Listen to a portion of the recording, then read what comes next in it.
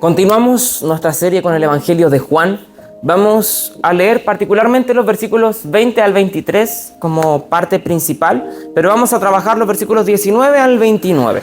Vamos a ver lo que sucede luego de que Jesús sanara al paralítico en el estanque de Betesda. Así que lo invito a colocarse de pie para que leamos la palabra de hoy. Juan 5, 20, 23. Pues el Padre ama al Hijo y le muestra todo lo que hace, ¿sí? Y aún cosas más grandes que estas les mostrará y los dejará a ustedes asombrados.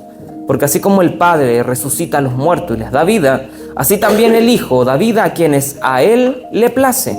Además, el Padre no juzga a nadie, sino que todo juicio lo ha delegado en el Hijo, para que todos honren al Hijo como lo honran a Él. El que se niega a honrar al Hijo, no honra al Padre que lo envió. Amado Padre, estamos en tu presencia agradecidos por tu palabra.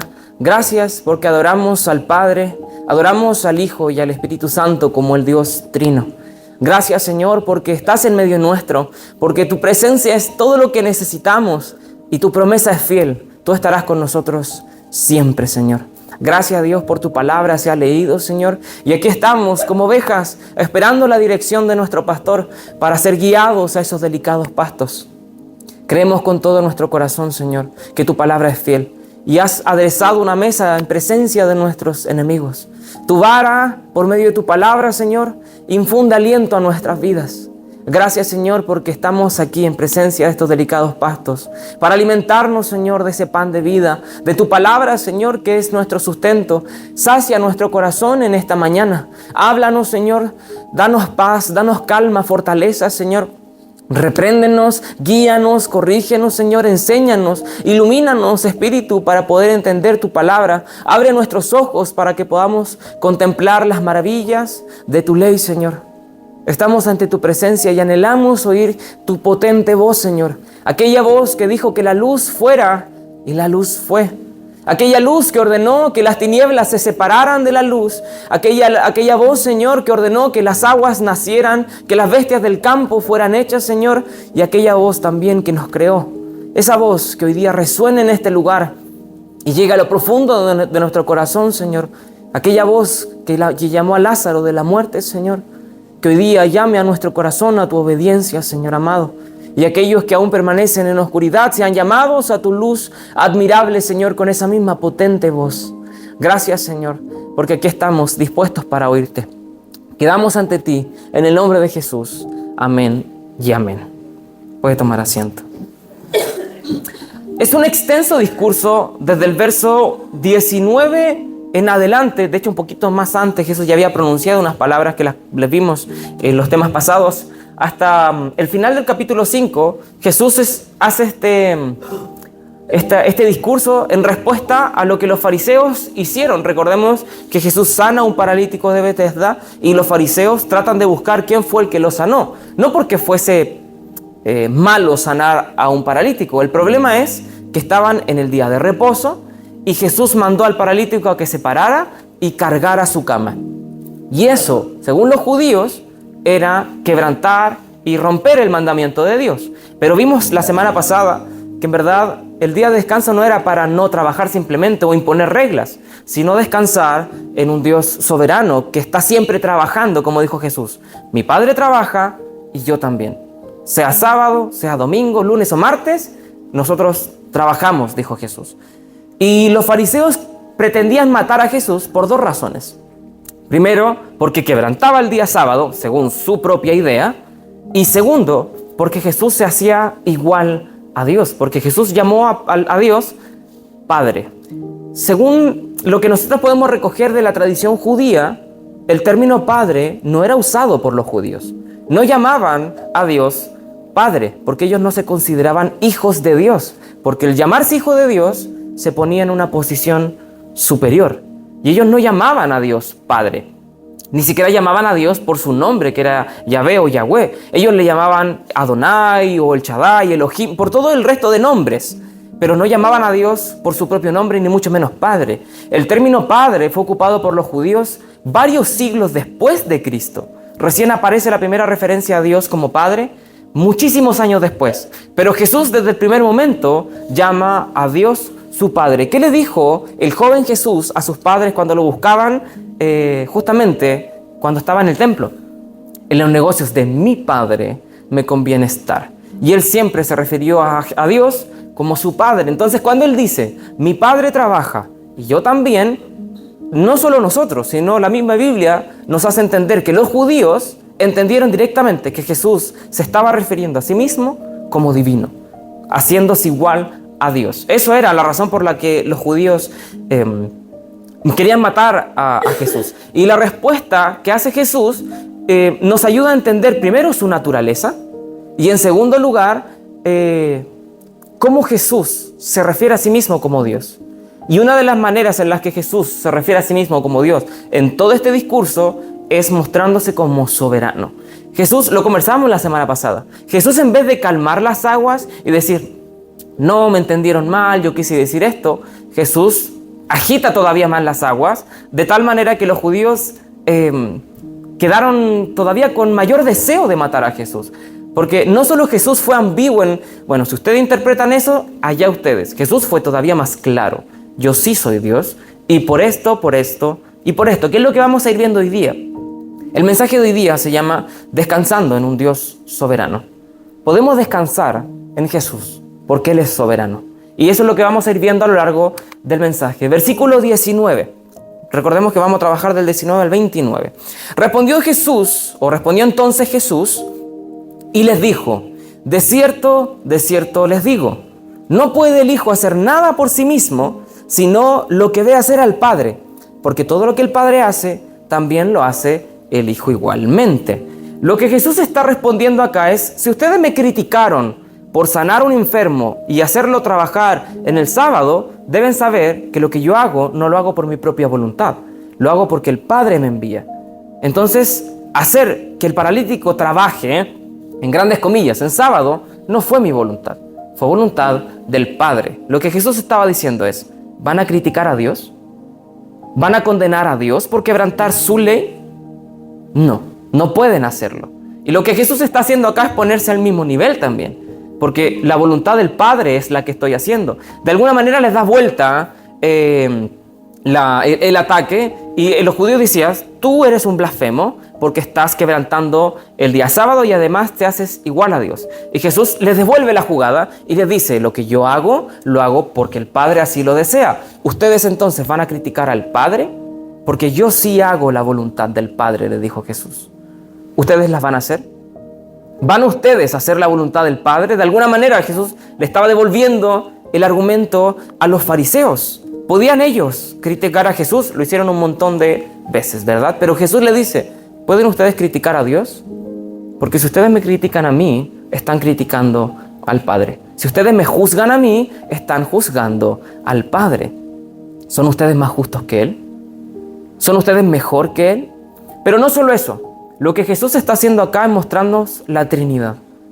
Jesús está diciendo, el Padre y el Hijo son dos personas distintas, porque el Padre hace algo y el Hijo ve lo que el Padre hace.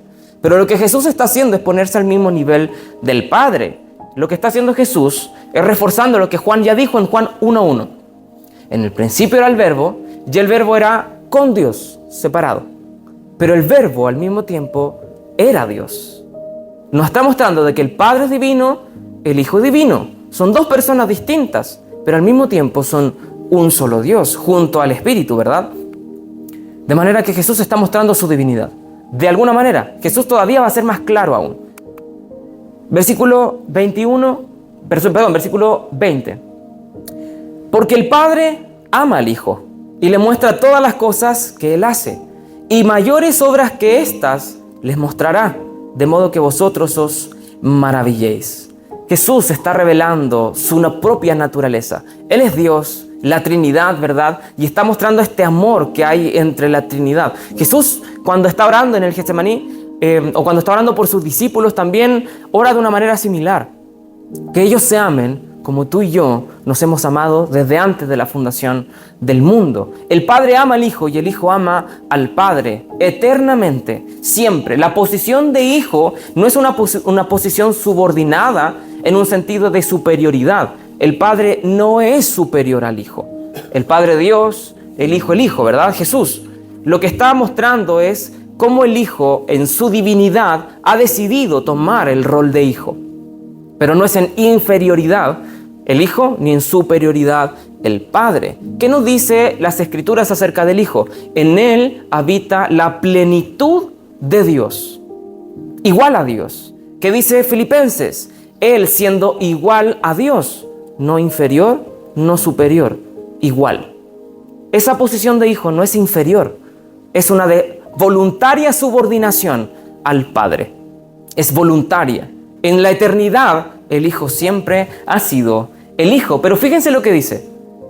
Mayores cosas que estas mostrará. O sea, si ustedes se sorprenden porque sané a un paralítico y lo hice trabajar en sábado, aguántense porque hay más. Va a venir, pero no dice cosas que los hará enojar más, cosas que suscitará todavía más el odio. Maravilla.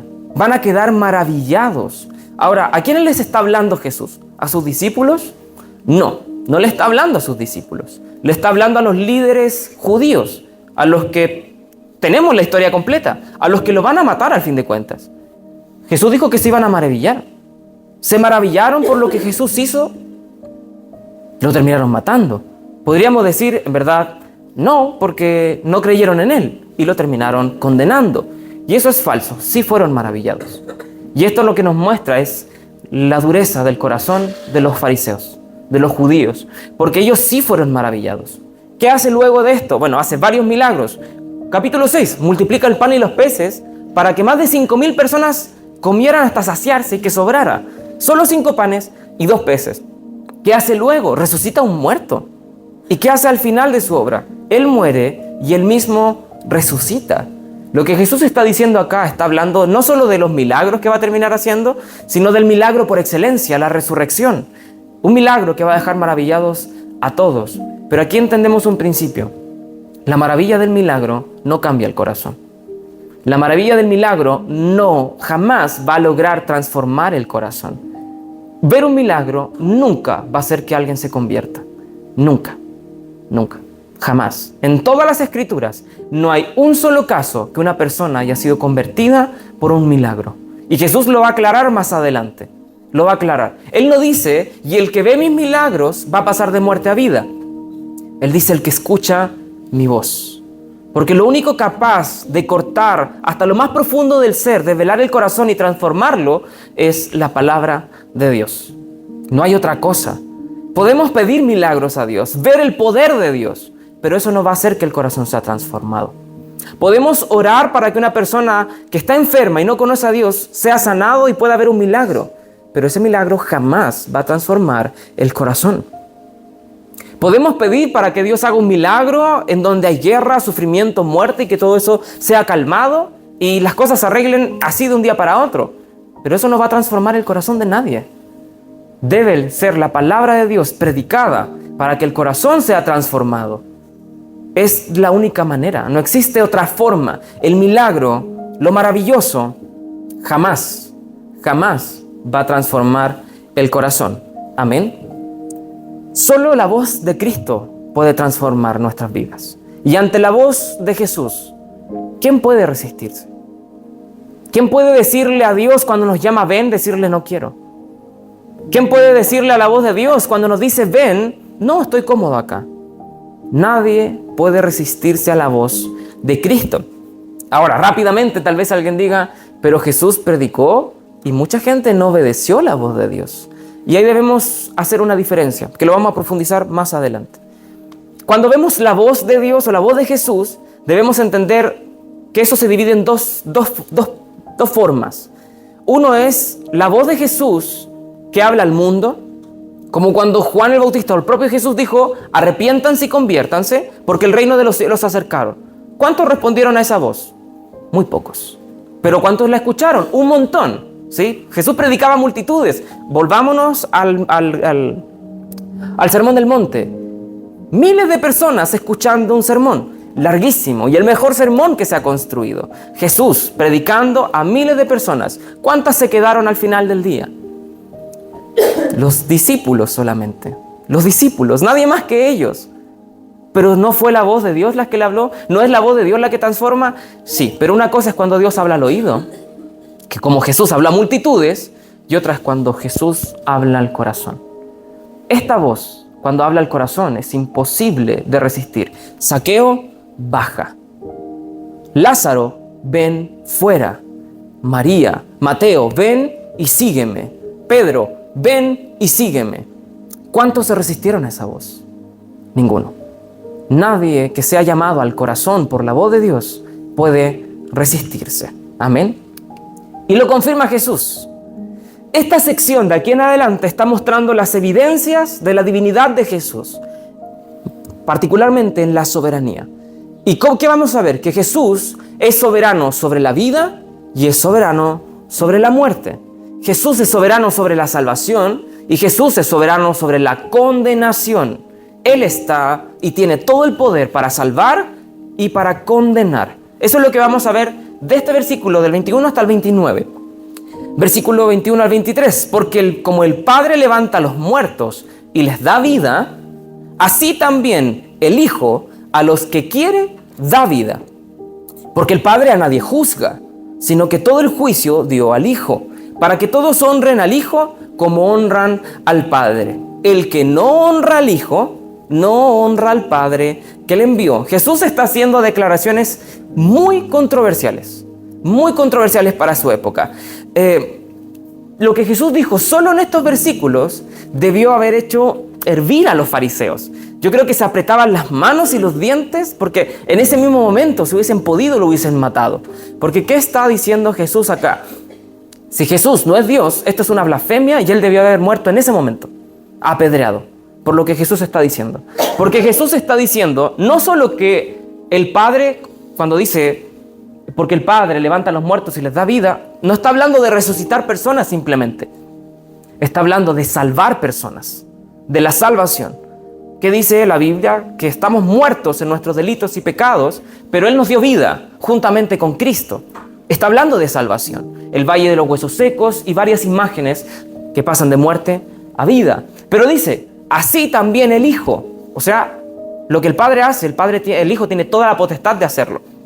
Y fíjense, el Hijo da vida a los que quiere. Porque nadie juzga, sino que todo juicio fue dado por el Padre al Hijo. Pero lo último, para que todos honren al Hijo como honren al Padre. Lo que Jesús está diciendo es, hónrenme, adórenme.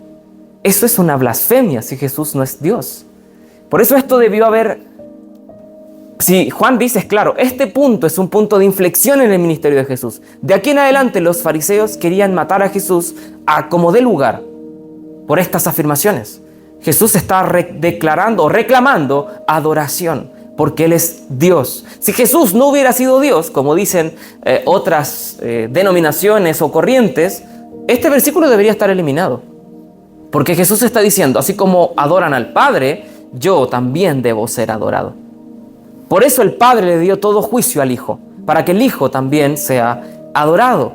Si Jesús no es Dios, esto es una blasfemia. Pero vemos que Jesús está declarando o atribuyendo a sí mismo divinidad. Él es Dios, ¿sí? Como Juan también afirma al comienzo. Pero sin lugar a dudas, la declaración más controversial de esta parte es el versículo 22. ¿Qué dice? Porque el Padre, 21. Porque como el Padre levanta a los muertos y les da vida, así también el Hijo, a los que quiere, da vida. Jesús pudo haber dicho, y a los que creen, les da vida. Pero no es eso lo que está escrito. Jesús pudo haber dicho, y a los que entregan su vida, les da vida. A los que se arrepienten, a los que me siguen, no. ¿Qué dice Jesús? A los que Él quiere. A los que Él quiere. La salvación no depende de nosotros. Somos salvos por la plena potestad de Dios. No somos salvos por venir a la iglesia. No somos salvos por obedecer mandamientos. No somos salvos por hacer lo correcto. No somos salvos ni siquiera porque queremos ser salvos. No, yo sigo a Cristo porque un día me di cuenta y quiero ser salvo. Entonces me entrego a Dios. Ni siquiera por eso somos salvos. No somos salvos ni siquiera aún por nuestra fe. Somos salvos porque Jesús quiso darnos vida. La salvación no depende de nosotros. ¿Qué dice Efesios? Por gracia sois salvos. Esto no es de vosotros, por medio de la fe, porque la fe es un don de Dios. O sea, la fe que yo tuve para decir, Señor, creo en ti, ni siquiera es mía, fue un regalo de Dios. No hay absolutamente nada en nosotros que merezca salvación. Él quiso darnos vida. ¿Qué dice Romanos? Mas Dios muestra su amor para con nosotros, en que siendo aún pecadores, estando muertos, Él murió por nosotros. Ahora, ¿qué significa dar vida? Efesios capítulo 2, verso 5. Nos dio vida con Cristo cuando estábamos muertos en pecados. Cuando estábamos muertos. Por gracia ustedes han sido salvados. Dar vida es salvar. Y Jesús dice, a los que Él quiere da vida. Eso significa que a los que Él quiere, Él salva. Pero el punto es este, cuando estábamos muertos en pecados. Ahora, ¿puede el muerto hacer algo? No. ¿Puede el muerto escuchar la voz? No, está muerto. ¿Puede el muerto responder a la voz? No, está muerto. ¿Y qué dice la Biblia? Que en esa condición, cuando no podíamos ver, cuando no podíamos oír, cuando no podíamos responder, Dios nos dio vida por su plena voluntad. Esto nos debiese hacer dos cosas. Y la primera se soluciona rápido. ¿Por qué? Si no fueron mis obras, si no fue mi fe, si no fue lo que yo quise siquiera, y aún así Él me dio vida, me salvó, ¿por qué? La respuesta está ahí. Bueno, aquí no, en el versículo que veíamos antes. Porque Él deseó hacerlo. Solamente porque Él quiso, por amor, por gracia. Esa es la esencia de la gracia. Es algo que no merecemos. No que sí, bueno, sí, un poco, igual hizo algo. No hicimos nada. Esa es la base de la gracia. Y Él decidió salvarnos, ¿sí? Ahora, Jesús sigue hablando. Y nos va a mostrar una imagen bastante potente. Versículo 24. De cierto os digo. Cuando dice de cierto es, presten atención porque esto es importante. Por eso repite el desierto y desierto, ¿sí? Si pudiesen haberlo escrito en negrita o con exclamación, lo hubiesen hecho, pero como no tenían signos de exclamación, ni podían escribir en negrita, más grueso, se hace énfasis repitiendo la idea. De cierto. El que oye mi palabra y cree al que me envió, tiene vida eterna y no vendrá a condenación, mas ha pasado de muerte a vida. Si somos superficiales a leer, aquí tenemos una contradicción gigante. Porque Jesús acaba de decir, al que Él quiere da vida. Pero ¿qué dice el versículo? El versículo 21 decía eso. ¿Qué dice el versículo 24? El que oye y el que cree. ¿No era al que Él quería? Aparentemente aquí tenemos una contradicción. Porque o es porque a los que Él quiere, o es al que cree y al que oye. Si yo oigo la palabra de Dios y si yo creo la palabra de Dios, ¿Dios está obligado a salvarme? No, porque Dios no salva por obligación. No es un contrato que yo pueda reclamarle a Dios y decirle, cumplí, aquí están mis papeles limpios, dame la salvación. Yo no puedo hacer eso. Yo no puedo golpear la mesa de Dios y decirle, aquí está mi fe, dame lo que prometiste. No puedo hacer eso. Porque la salvación no es un contrato, es un regalo. Él deseó darnos y por gracia, no por obras. Ahora, ¿qué quiere decir entonces cuando Jesús dice al que oye y al que cree? Jesús pudo haber demostrado su poder mostrando milagros, como sanó al paralítico, ¿sí? Pudo haber sanado a todos los enfermos del estanque. Y los fariseos hubiesen quedado maravillados, como dijo que iban a quedar maravillados, ¿verdad? Pudo haber alimentado a multitudes, como lo hacen en el capítulo 6.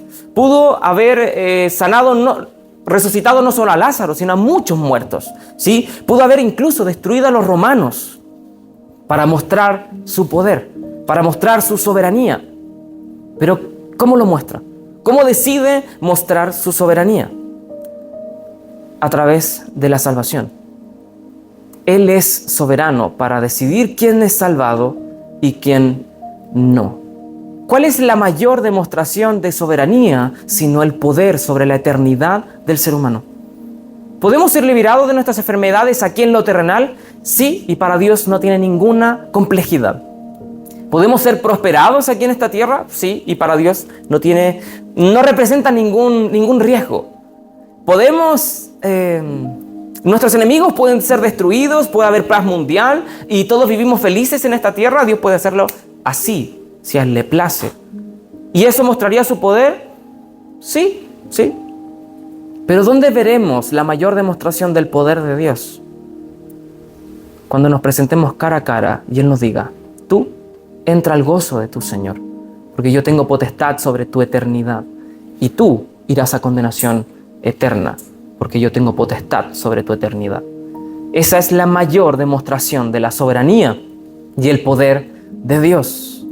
Es fácil para Dios mover las piezas aquí en lo terrenal, y nosotros también hasta cierto punto podemos hacerlo, porque podemos hacer cosas aquí en la tierra, pero nuestra eternidad ¿depende de nosotros?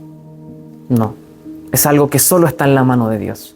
Por eso Dios o Jesús decidió demostrar su poder hasta este punto, ¿sí? Él puede dar vida. Ahora, ¿cómo somos salvos? ¿Cómo recibimos vida? Oyendo la palabra y creyendo. Entonces tengo que ir a la iglesia, escuchar predicaciones y simplemente creer y soy salvo. ¿Así funciona?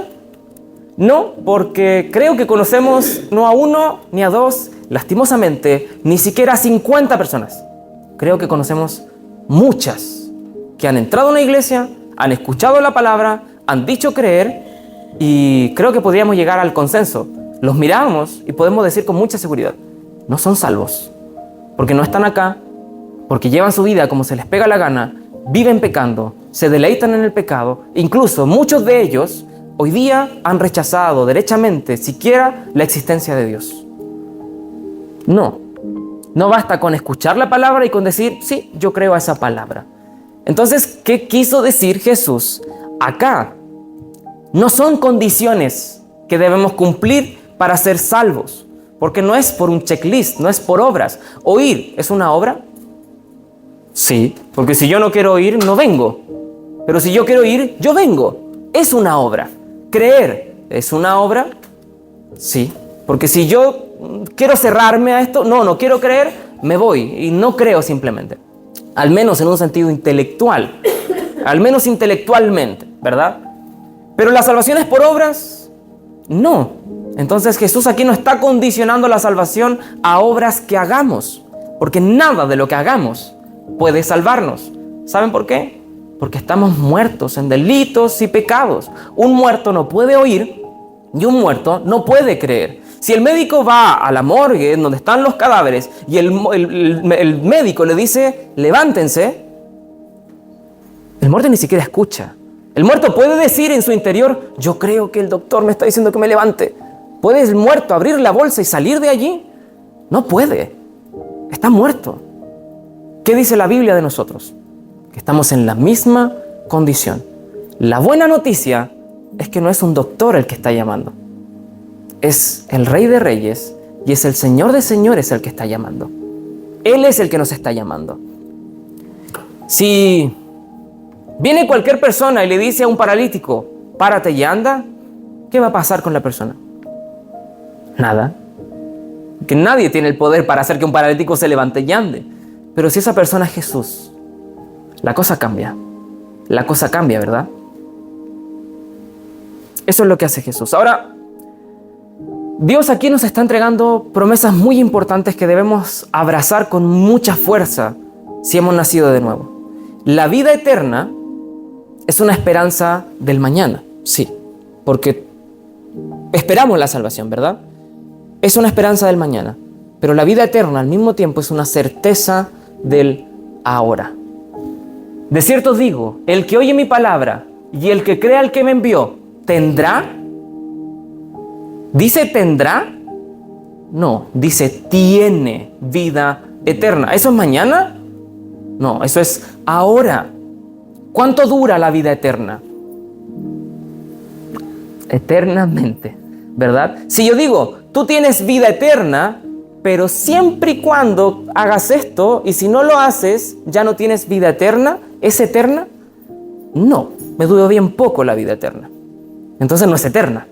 Es condicional. Él no dijo, el que oye y cree tiene vida hasta cierto punto. Veremos si funciona y si no, lástima, será condenado. No, tiene ahora, no mañana. Es una esperanza futura, pero es una seguridad del presente.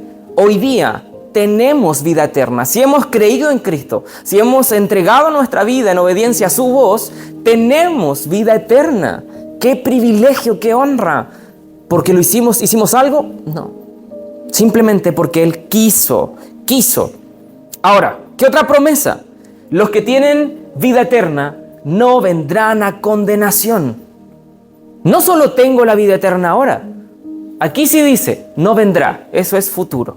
La vida eterna la tengo ahora y además tengo la seguridad de que en el futuro no seré condenado. ¿Dimensionamos la profundidad de esta promesa? Tenemos hoy vida eterna y mañana no entraremos a condenación. Hemos sido salvados por Dios, porque Él quiso, no por nuestras obras, de manera que mis obras no pueden condenarme, porque Dios me prometió que no vendremos a condenación. ¿Por qué? ¿Qué leíamos en Judas? El que es fiel y poderoso para preservarnos sin caída y sin mancha. Su poder no solo está en tú eres salvo, yo te salvo por mi propia voluntad, sino que su poder también se manifiesta en yo te preservo. Yo voy a impedir que tú caigas, que te presentes con manchas. Voy a hacer que te presentes delante de la salvación. Allí en el día final, limpio, con alegría, con gozo, porque ese es el poder de Dios. Amén. Ahora, las promesas no son condicionantes. Esta promesa dice, no tienen vida eterna y no vendrán a condenación. Si es que, ¿hay un si es que por ahí? No, mas ha pasado de muerte a vida, se cerró. Somos salvos y no estaremos en condenación. No hay una condicionante humana. ¿Debo hacer algo para ser salvo? No. ¿Debo hacer algo para evitar la condenación? Me parece que no veo ninguna parte en el versículo que nos diga que debemos cumplir algo. Ahora, pero no dijo el que cree y el que oye. Veamos lo que dice el verso 25. De cierto os digo, viene la hora, y ahora es cuando Jesús está hablando, cuando los muertos oirán la voz del Hijo de Dios, y los que la oyeren vivirán. Aquí cambia un montón el discurso. No porque Jesús sea cambiante, sino porque aclara todavía más. ¿Qué dijo en delante? El que oye mi palabra, ¿verdad? El que oye. ¿Eso es una condición? Sí, es una condición, pero no porque nosotros podamos cumplirla. ¿Qué dice ahora? Los muertos oirán la voz. ¿Está condicionando? No, Jesús está haciendo una afirmación. El muerto va a oír mi voz. Es una promesa. Los muertos oirán.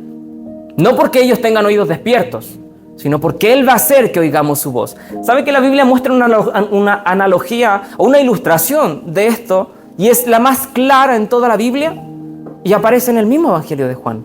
Y es la resurrección de Lázaro. ¿Lázaro en qué condición estaba? ¿Medio muerto? Estaba muerto, ¿verdad? ¿Y cuántos días muertos llevaba?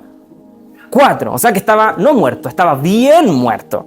Porque había una creencia, que no es bíblica, era una creencia judía, que el alma de la persona estaba rondando alrededor del cuerpo durante 3 días. Pero si pasaban esos 3 días, el alma se iba y no había opción de que el cuerpo resucitara, porque el alma se había ido. En esos 3 días había esperanza de que Dios hiciera un milagro y el muerto se levantara. Muy probablemente por catalepsias. La persona moría, pero en verdad había tenido una catalepsia y después despertaba. Y estaba esa creencia. Pero Jesús no llegó al 3er día, llegó al 4.º día. Eso quiere decir que estaba muy muerto. ¿Y qué hizo Jesús? ¿Qué le dijo a Marta? Si creyeres, verías la gloria de Dios. ¿Marta creyó? No. Marta creía que Jesús iba a resucitar, o que Dios iba a resucitar a los muertos al final, en el día final. Pero Jesús le estaba diciendo, yo ahora lo voy a resucitar. Pero Marta no creyó en eso. ¿Y Jesús hizo el milagro igual o no? Igual. A pesar de que Marta no había creído. Igual que en el paralítico tampoco creyó, pero Jesús hizo igual el milagro. ¿Jesús le preguntó algo a Lázaro? No. Él le dijo, Lázaro, ¿te gustaría salir de allí? No. ¿Qué le dijo? ven fuera. Fue una orden, no fue una pregunta. ¿Qué hizo Lázaro? 5 minutos más, como nosotros en la mañana, lunes, ¿verdad? No. ¿Qué hizo Lázaro? Salió caminando. Si pudiésemos entrevistar a Lázaro, ¿qué creemos que nos diría? No, la verdad es que ya estaba aburrido en la tumba. 4 días, esa no era vida para mí. Como que un día dije, ya está bueno ya. No podemos seguir así. Me voy a parar y vamos a salir. ¿Eso hizo Lázaro? No. O sea, yo escuché a Jesús. Voy a creer en él, a ver qué pasa. No, Lázaro estaba muerto. Si pudiésemos entrevistarlo, lo que nos diría Lázaro es, no tengo la menor idea qué fue lo que pasó. Yo morí y después estaba caminando, saliendo, y el primero que veo es a Jesús. Yo escuché la voz de Cristo y mis piernas respondieron solas. Yo escuché la voz de Cristo y estaba caminando. Yo escuché la voz de Cristo y lo vi a Él. Yo no hice nada. Yo no hice nada. Nuestra salvación no es una pregunta. Nuestra salvación es una orden divina. Él nos llamó. Él hizo que el muerto escuchara. Cuando Él dijo, el que oyere, no es una condicionante porque el muerto no puede decidir oír. Él ahora está afirmando, el que oyere, pero el muerto oirá. Y el que creyere, pero el muerto creerá. Él nos va a hacer oír y Él nos hará creer. ¿Por qué? No será, es como Dios me está obligando. Suena a eso, ¿no? Como que Dios, no te pregunto si quieres vivir. Te levantas y caminas y pasas de muerte a vida. Pero ¿y si yo no quiero? Estaba muerto, no había voluntad en mí, ni siquiera para creer o para querer. Y eso lo confirma Pablo en Romanos. No hay uno solo que busque a Dios. Todos hicieron lo malo, todos se desviaron. Nadie quiere buscar a Dios. Nadie quiere. Por eso es necesario que Él bajara y que Él nos buscara, porque nosotros no queríamos buscarlo. La oveja perdida no estaba perdida, chuta, quería volver al redil y me perdí. La oveja perdida no quería ir al redil. No quería. ¿Y qué hizo Jesús? Tú te vienes conmigo, porque aquí estás muerta. Y la llevó al redil. El hijo pródigo no quería volver al padre. ¿Cuándo fue? Cuando Dios tocó su corazón. Él oyó la voz y dijo, wow, no estoy aquí. Y se miró alrededor, ¿en dónde estoy? Era una tumba, tal cual como Lázaro. Y él fue a donde su padre. No somos salvos porque hemos decidido ser salvos. Fue porque escuchamos la voz de Dios. Ahora, ¿qué nos promete Dios? Ezequiel, lo conversábamos el miércoles. Ezequiel 36 dice que Él nos va a limpiar con agua limpia y nos va a dar un nuevo corazón de carne y va a poner un nuevo espíritu en nosotros. Y además, si no fuera eso suficiente, nos va a dar su espíritu para que nosotros obedezcamos, para que nosotros atendamos, para que nosotros deseemos a Dios. Cuando Él nos llama, Él nos regenera y nos hace nacer de nuevo. Nos da un corazón que quiere creer en Él, un corazón que lo desea, un corazón que quiere obedecerlo, un corazón que se inclina a Dios. Por eso queremos y deseamos, por eso respondemos a Él. Porque eso es el nuevo nacimiento. Él nos da un corazón que lo desea, porque nuestro antiguo corazón no quiere a Dios. ¿Sí? Versículos 26 y 28. Jesús, ya hemos tenido claro, Él tiene plena potestad sobre la salvación. Él nos ha salvado, Él nos ha prometido además que no nos condenará. Él nos ha confirmado que si hemos sido salvados es porque estando muertos Él nos hizo despertar, Él nos hizo oír y Él nos hizo creer. Pero ahora también viene otra parte. Sí, es bonito que Dios salve, pero Dios también es un Dios justo. Es un Dios justo. Y Él tiene poder sobre esto. Versículo 26 al 28. Porque como el Padre tiene vida en sí mismo, es eterno, no necesita de nadie más para vivir, así también ha dado al Hijo el tener vida en sí mismo. Lo que está diciendo es que el Hijo también es igual de eterno, igual de poderoso y autosuficiente. No como nosotros, necesitamos alimento, necesitamos un cuerpo, necesitamos oxígeno, agua y muchas cosas, ¿verdad? Dios no necesita nada para vivir. Él es y ha sido siempre. Y también, no solo esto, le dio autoridad de hacer juicio, por cuanto es el Hijo del Hombre. No os maravilléis de esto, porque vendrá hora cuando todos los que estén en los sepulcros oirán su voz. Todos. todos. ¿Eso significa que todos serán salvos? Si oír la voz de Dios es despertar a salvación, ¿significa que todos oirán su voz y serán salvos? Ahí tendríamos un conflicto, porque la Biblia no dice que todos serán salvos. La Biblia dice que Él salvará a su iglesia, no al mundo. El mundo no es la iglesia. Los que han creído en Él son la iglesia. Pero ¿por qué aquí dice que todos oirán su voz? Si ya vimos que oír su voz es ser salvos. Aquí hay otra salvedad. Porque Dios también pronunciará su voz en un momento determinado, al final de los tiempos. Y Él, con su voz, va a hacer que todos los muertos resuciten. Unos a salvación y otros a condenación. Esa voz es la que está hablando ahora, porque está hablando de juicio. No está hablando, aquí no dice, oirán su voz y vivirán. No dice eso. Solo dice, oirán su voz, ¿sí? ¿Qué dice el verso 29? Y los que hicieron lo bueno saldrán a resurrección de vida. Mas los que hicieron lo malo a resurrección de condenación.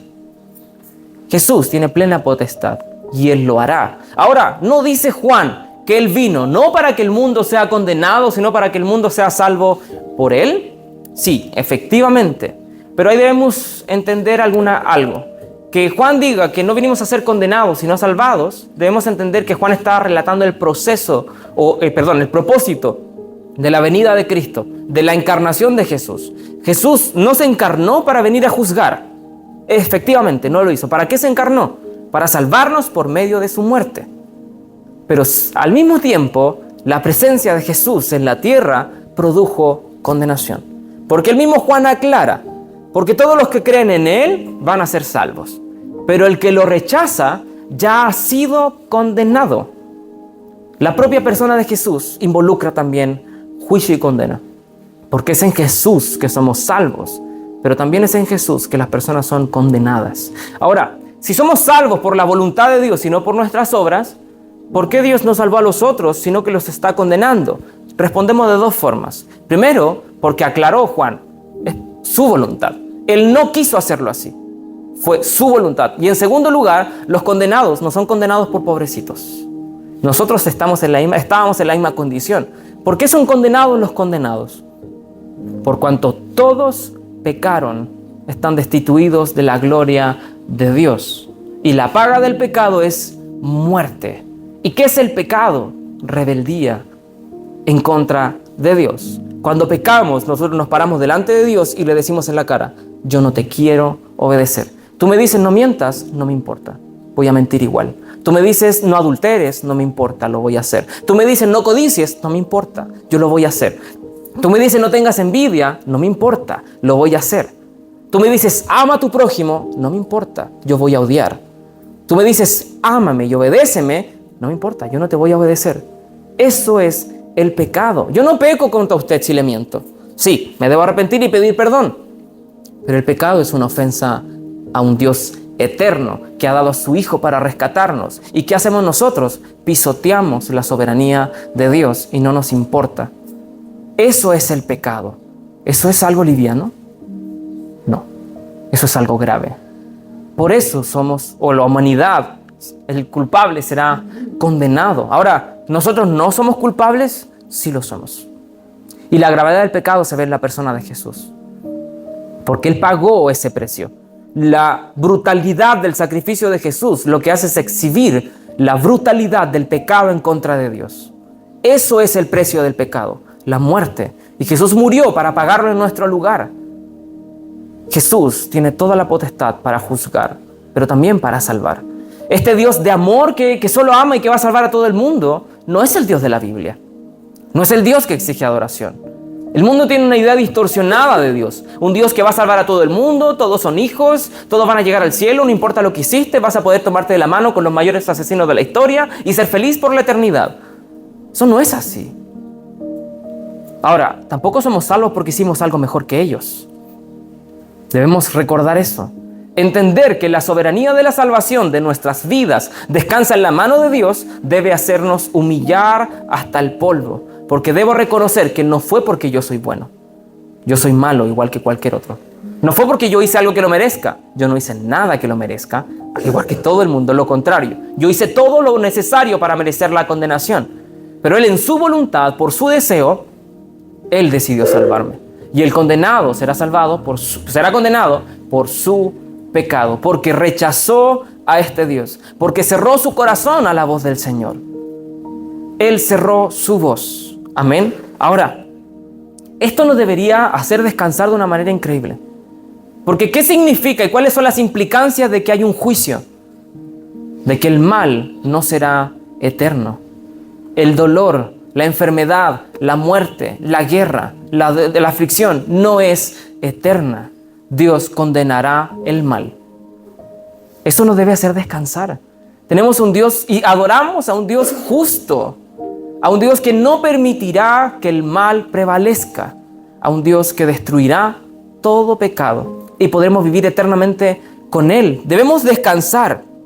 Tenemos un Dios soberano que nos ha decidido salvar por su plena voluntad y nuestra vida descansa en sus manos. ¿Por qué temer si nuestra vida está escondida en Él? Un Dios soberano que nos prometió que no nos condenará. ¿Por qué temer a la condenación si Él ya nos prometió vida? Un Dios que nos sacó de las tinieblas y nos llamó a la luz admirable. ¿Por qué temer? Ahora, ya para terminar, ¿se recuerdan por qué comenzó todo el conflicto aquí de este discurso? Porque Jesús sanó a un paralítico en el día de reposo. Ese fue todo el conflicto. ¿Y cuál es la respuesta de Jesús al día de reposo? Yo soy soberano sobre la vida, sobre la muerte, sobre la salvación y sobre la condenación. ¿Se acuerdan lo que conversamos la semana pasada, lo que nos decía su palabra? ¿Por qué es que podemos descansar? Porque hay un Dios que trabaja. Hay un Dios que pagó el precio. Hay un Dios que hizo todo el trabajo por nosotros. Y hay un Dios que es soberano. Un Dios que nos prometió vida y nos prometió librarnos de la condenación. ¿Podemos descansar? Sí, podemos descansar. Pero ¿y qué pasa con el dolor en el mundo? ¿Qué pasa con las aflicciones? ¿Con la injusticia? ¿Con guerras? Tenemos un Dios que es justo y condenará en un momento a todo el mundo por pecados. Él no permitirá que el mal prevalezca por siempre. ¿Por qué temer? Podemos descansar que nuestra vida, que este mundo, que los conflictos de este mundo y aún de nuestra propia vida pequeña descansan en las manos de un Dios soberano, que no duerme, que no se cansa, que está siempre trabajando. Podemos descansar. La voz de Dios, que llamó a los muertos, como nosotros, y fuimos llamados a vida. ¿Cómo respondimos a esa voz? En obediencia. Él nos llama y nosotros obedecemos. Ahora, la voz de Dios sigue llamando. Esa voz que nos sacó de la tumba y nos llamó a la vida sigue resonando. Te llamé a vida, ven fuera. Y nosotros respondimos. Pero Dios sigue respondiendo. Ven y ora. Ven y escudriña. Ven y congrégate. Ven y predica. Ven y perdona. Ven y ama. ¿Cómo respondemos a esa voz? Porque la voz de Dios sigue resonando. No podemos responder en obediencia a la primera y desobedecer las otras. Si desobedecemos las otras es porque en verdad nunca escuchamos la primera. Necesariamente debemos responder a las otras. Dios nos dio un corazón que ahora sí puede decidir por Dios. ¿Y cuál es nuestro trabajo? Inclinarnos hacia Él. Realmente obedecer. Ahora, ¿debo hacerlo por disciplina? Tampoco funciona así. Filipenses dice que el querer como el hacer lo pone Él. Disponernos a su voluntad y inclinarnos en obediencia a Dios. Esa es nuestra respuesta ante un Dios que nos salvó solo por gracia. ¿Cómo no adorarlo? En peligros, dificultades, tempestades, debemos confiar de que Él nos va a sostener. Amén. Me invita a colocarse de pie.